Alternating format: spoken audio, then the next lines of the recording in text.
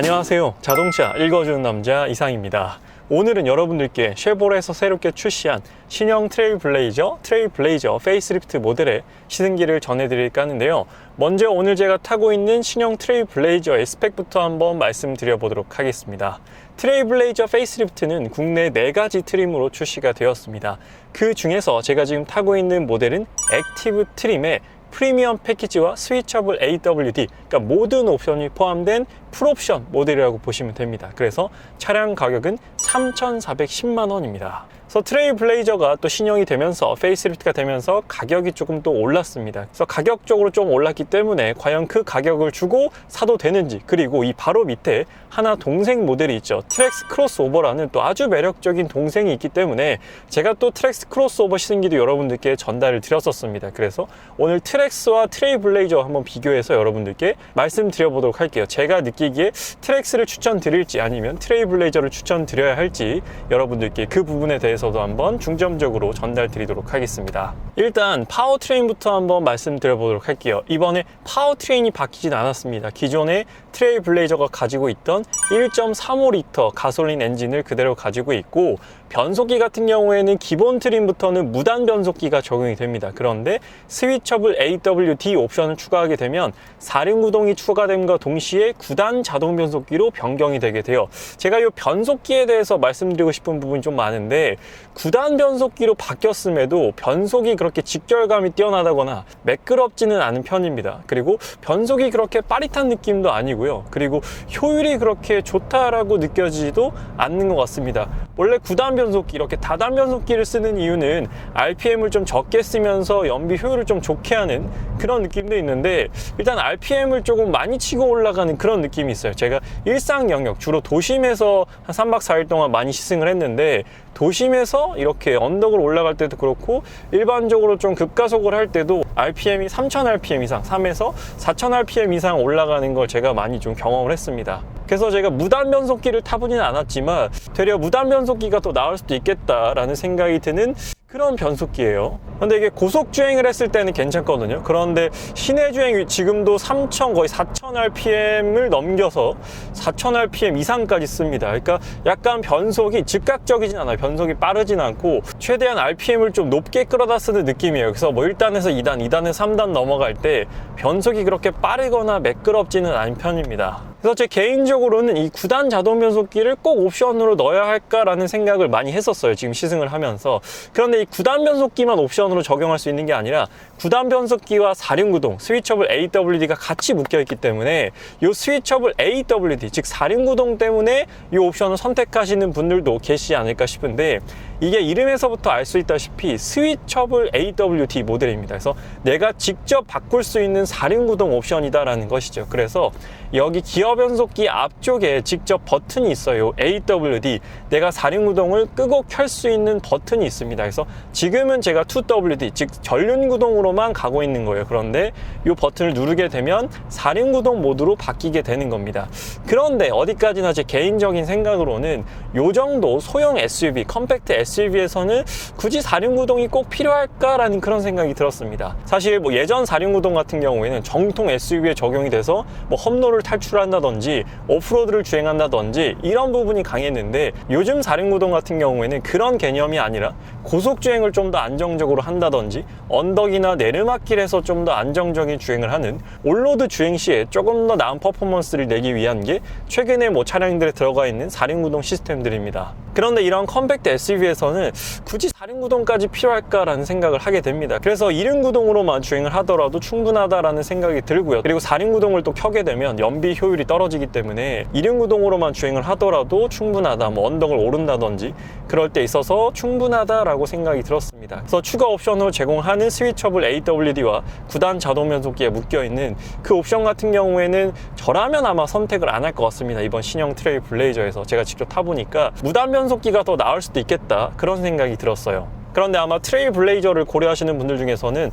트랙스는 4륜구동이 없기 때문에 내가 트레일블레이저를 사려고 하는 건데, 지금 말씀하신 것처럼 트레일블레이저의 4륜구동 그리고 9단 변속기가 그렇게 메리트가 없다라고 하면 트랙스로 가는 게 더 낫지 않을까요? 라고 물어보실 수도 있을 것 같습니다. 그래서 주행 성능을 한번 트랙스랑 비교해 보게 되면, 일단 트랙스는 1.2L 엔진이고 이건 1.35L 엔진이거든요. 그리고 트랙스는 6단 자동 변속기가 모든 트림에 다 기본 적용입니다.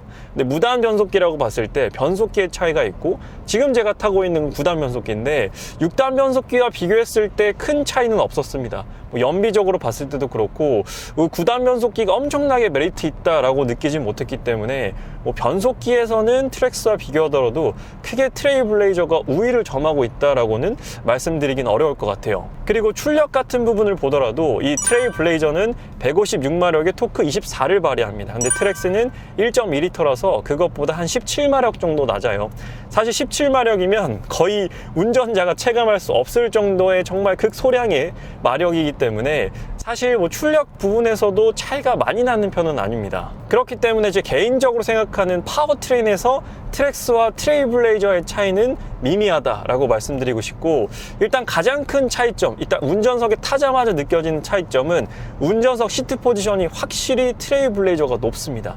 트랙스는 딱 타보면 차가 좀 되게 낮다라는 느낌을 받게 되고, 트랙스는 CUV이고 트레일블레이저는 SUV이기 때문에 그 부분에서 오는 장르 차이에서 오는 시트 포지션의 차이가 분명히 운전자에게 느껴지는 부분이고요. 근데 그에 따라 특징도 좀 다릅니다. 그래서 트레일블레이저는 조금 더 높기 때문에 시야 확보 부분에서 좀 더 이점이 있다라고 말씀드릴 수 있고, 대신에 트랙스 같은 경우에는 포지션이 낮기 때문에 무게중심이 좀 낮게 느껴지는 부분이 있어요. 그래서 저 같은 경우에는 조금 낮은 무게중심을 선호하는 편이기 때문에 제 성향에는 트랙스가 조금 더 맞는 것 같습니다. 그런데 뭐 운전이 익숙치 않다거나 난 조금 더 높은 전고, 조금 더 높은 차고의 차를 선호해 라고 하신다면 트랙스보다는 트레일블레이저를 선택하셨을 때 만족감이 좀 더 높을 겁니다. 그리고 핸들링 부분에서는 거의 비슷합니다. 핸들링의 경우에는 이 트레일블레이저도 굉장히 동급, 이 소형 SUV 치고는 쫀쫀하면서 짱짱한 핸들링을 가지고 있고, 트랙스 같은 경우도 핸들링이 상당히 매력적이었거든요. 그래서 핸들링 부분은 거의 대동소이하다라고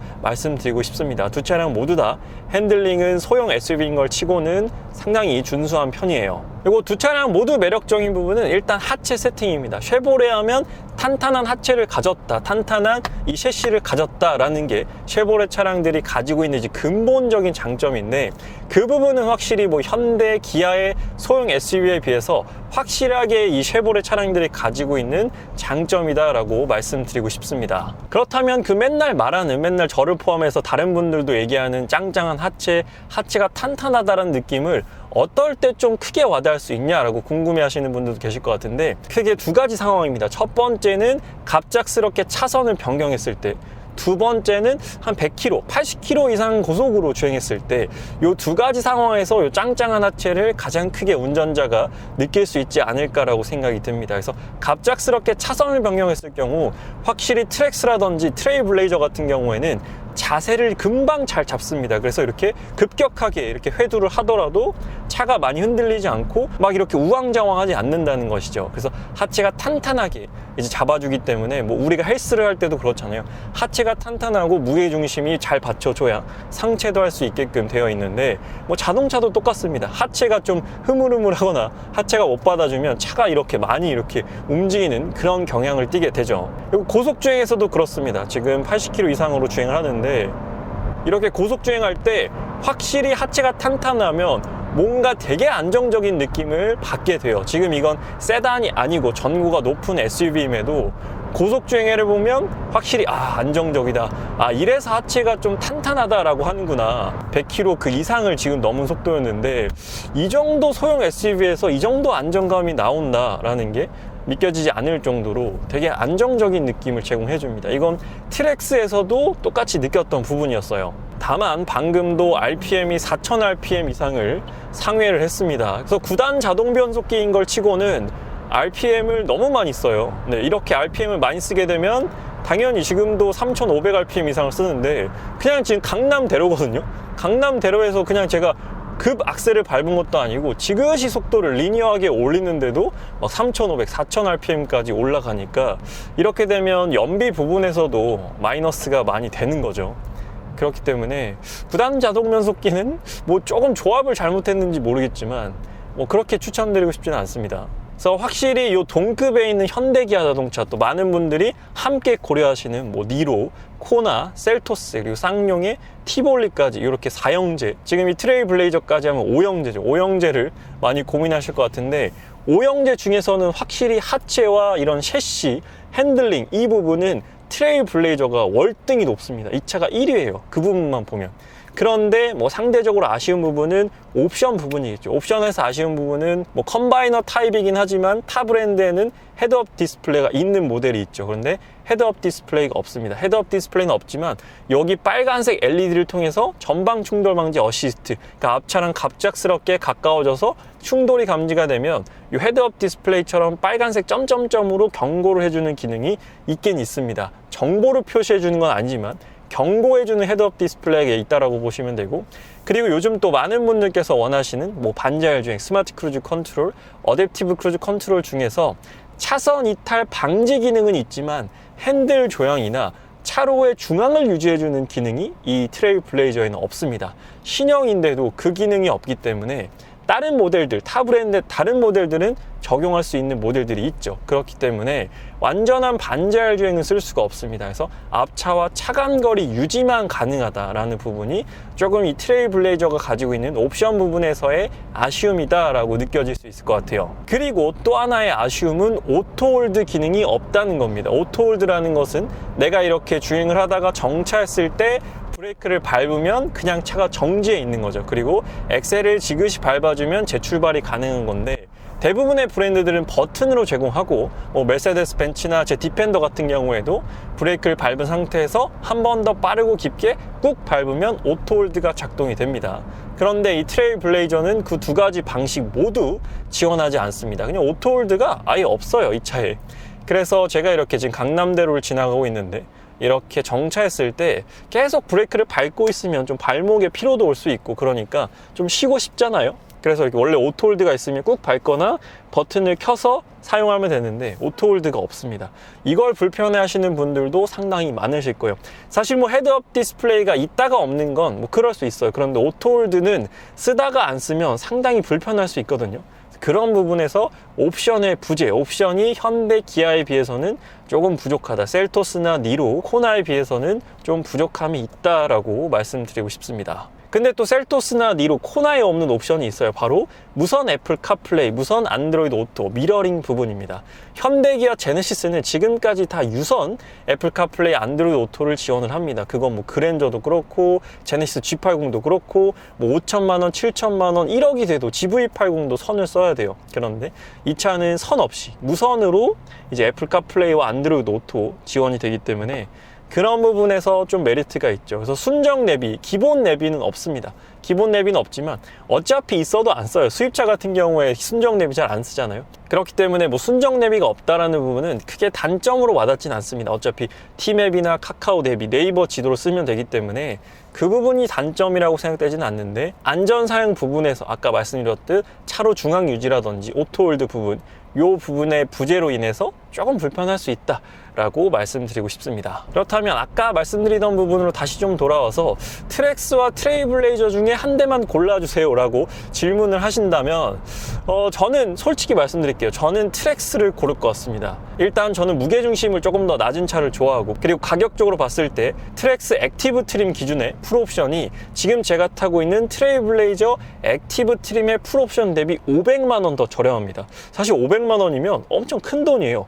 500만 원 더 저렴한데 제가 직접 느꼈을 때 뭐 파워트레인 주행 성능, 셰시라든지 하체 강성 이런 부분에 큰 차이가 없었어요. 한 가지 차이점은 소음적인 부분. 소음은 조금 더 트레일블레이저가 조용한 것 같습니다. 트랙스는 사실 제가 조용하다라고는 말씀을 못 드렸거든요.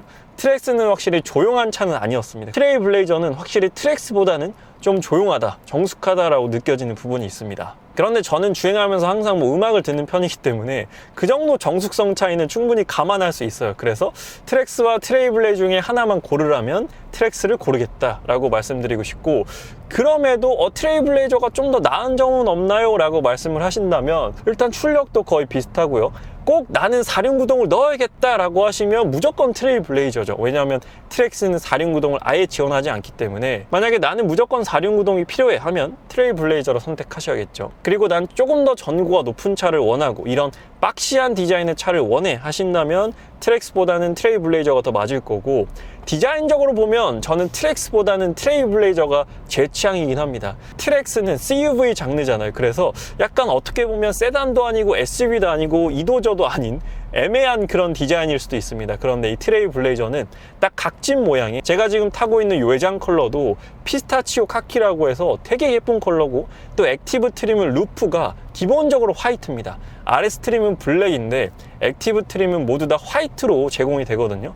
요 피스타치오 카키와 화이트 루프의 조합이 꽤나 괜찮습니다. 제가 요 컬러 실물로 보고 예쁘다라는 얘기를 진짜 많이 했고, 주변 지인들한테도 사진을 보여주면서 이 차 되게 예쁘지 않아? 컬러감 되게 예쁘지 않아? 라고도 많이 이렇게 공유를 했는데, 난 디자인이 좀 더 중요하다, 그리고 트레일블레이저의 디자인이 더 마음에 든다 하시면 트레일블레이저를 선택하시면 만족도가 더 높을 것 같습니다. 그래서 확실히 이 컬러 조합, 이 트레일블레이저의 디자인은 여성분들께 어필을 많이 할 수 있는 그런 컬러인 것 같아요. 그리고 제가 아까 말씀드렸던 오형제 있잖아요. 셀토스, 코나, 니로, 티볼리, 그리고 이 트레일블레이저까지 오형제의 디자인적인 만족도, 제 개인적인 디자인적인 선호도를 말씀드리면 일단 1, 2위는 셀토스와 트레일블레이저입니다. 약간 저는 이렇게 각진 스타일을 좋아하는 것 같아요. 셀토스, 트레일블레이저가 가장 마음에 들고, 그 다음이 뭐 코나, 티볼리, 니로 순위 아닐까 싶어요. 니로한테는 조금 미안하긴 하지만 니로의 디자인이 이 5형제 중에서는 개인적으로는 좀 제일 뒤에 있지 않나, 그런 생각이 들고,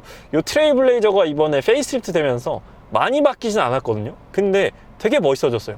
이 컴팩트 SUV지만 전면부 같은 경우에는 트래버스 풀체인지처럼 되게 강인하고 날카롭고 포스 있게 바뀌었기 때문에 이 전면부 상당히 마음에 들고, 요것도 블랙으로 해가지고 RS 트림으로 하면 상당히 멋진 익스테리어 그리고 인테리어를 만들어낼 것 같습니다.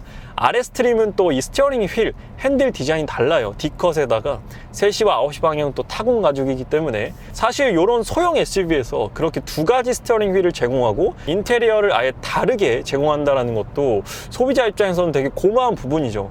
소형 SUV인데 나는 원형 핸들 말고 D컷 핸들을 원해 하시면 고를 수가 있다는 것입니다. 이번에 페이스리프트 되면서 또 액티브 트림과 RS 트림의 가격이 똑같아요. 그렇기 때문에 이제 뭐 가격적으로 RS 트림이 더 비싸다, 액티브가 더 싸다, 이게 아니라 가격적으로 똑같기 때문에 선호도 차이로 선택을 하시면 되는 거죠. 그래서 저는 좀 더 스포티한 걸 좋아하기 때문에 RS 트림을 선택할 것 같아요. 트레일블레이저를 선택하면 RS 트림 선택하고, 루프가 또 RS는 블랙으로 들어가기 때문에 그 부분이 좀 더 마음에 듭니다. 그리고 2열 공간 같은 경우에 이제 휠 베이스는 트랙스가 좀 더 넓지만 전고가 이 트레일블레이저가 더 높다 보니까 2열에 앉았을 때 트레일블레이저가 좀 더 여유 있다라고 느껴지는 것 같아요.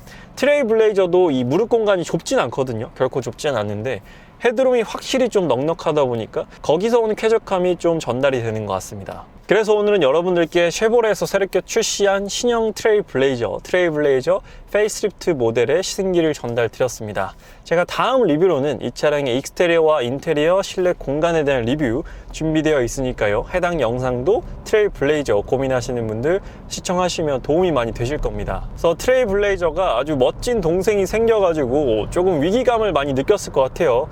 가격적으로도 좀 차이가 나고 있고 트랙스가 너무 견제를 하고 있기 때문에 이게 좀 신경이 쓸 것 같지만, 그럼에도 트랙스와는 다른 매력을 가지고 있는 차량이다라고 생각이 듭니다.